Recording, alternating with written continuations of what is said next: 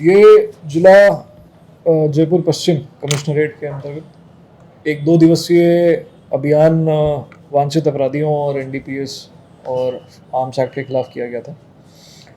इस अभियान के अंतर्गत जो कार्रवाई हुई है उसमें कुल 118 स्थायी वारंटी या 299 सीआरपीसी के अंदर जो मुलजिम फरार थे उनकी गिरफ्तारी हुई है।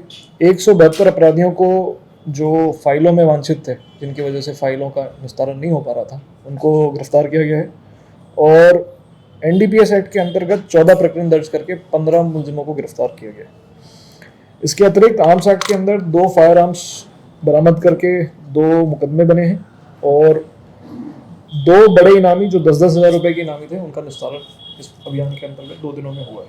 इस पूरे अभियान के दौरान जिन 3 थानों की कार्रवाई शीर्ष पर थी वो क्रमशः हैं करधनी थाना, छोटवाड़ा थाना और चौमू थाना। इन तीनों के जो कार्रवाई थी वो बाकियों से अच्छी पाई गई थी एवं अन्य थानों ने भी अच्छी कार्रवाई करी, बट इन तीनों से बाकी सबसे अच्छा माना गया। इसके अतिरिक्त मैं आपको बता दूं कि इस पूरी कार्रवाई के दौरान जो जिनकी गिरफ्तारी हुई है उनसे विस्तृत पूछताछ की जाएगी और पूछताछ के दौरान अगर कोई ऐसी चीज़ आती है जिससे कोई डेवलप करके हम और कोई कार्रवाई कर सकते हैं तो उस पर भी कार्रवाई की जाएगी।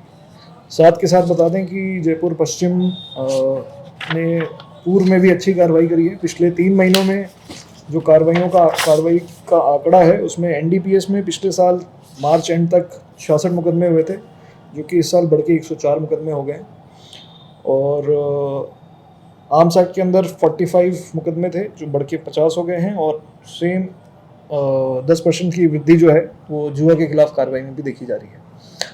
इसी तरीके से आने वाले दिनों में भी अभियान चलाकर जो स्थायी वारंटी हैं या जो बहुत टाइम से फरार चल रहे हैं इनामी अपराधी हैं उन पर शिकंजा कसा जाएगा और जो मूलभूत पुलिसिंग होती है, बेसिक पुलिसिंग होती है, उसके जो फैक्टर्स होते हैं उनको ध्यान में रखते हुए पुलिसिंग की जाएगी।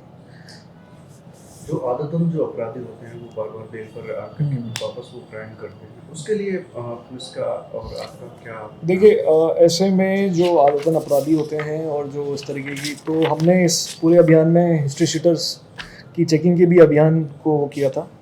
तो कुल 281 में से 243 हिस्ट्री शीटर्स को चेक किया गया है इन 2 दिनों में। उनको पाबंद भी करेंगे कि इस तरीके की अगर गतिविधि करते हैं तो उनके खिलाफ जो पाबंदी के बाद कार्रवाई होती है उसको अमल में लाएंगे और जल्दी आप देखेंगे कि जो मजिस्ट्रेट के पावर्स कमिश्नरेट में स्पेशली प्रदान किए गए हैं उनको इस्तेमाल करके इनके ऊपर प्रभावी अंकुश लगाया जाएगा। इसके अतिरिक्त जो हार्डकोर है उनको भी चेक किया गया है। तो आशा करते हैं कि जो एक क्राइम अभी तक कंट्रोल रहा है उसमें और कंट्रोल करके उसको और अच्छी दिशा में ले जाएंगे। नशे की जो कालाबाजारी हो रही है 8 बजे के बाद भी कई जगह ऐसी सूचना मिलती है कि यहाँ पर सेल होती है, उसको लेकर के आपका क्या? देखिए, ऐसे में सारे SHOs को सख्त निर्देश हैं कि 8 बजे के बाद किसी भी तरीके से कोई भी ठेका या कोई भी इस तरीके से शराब नहीं बेच पाए।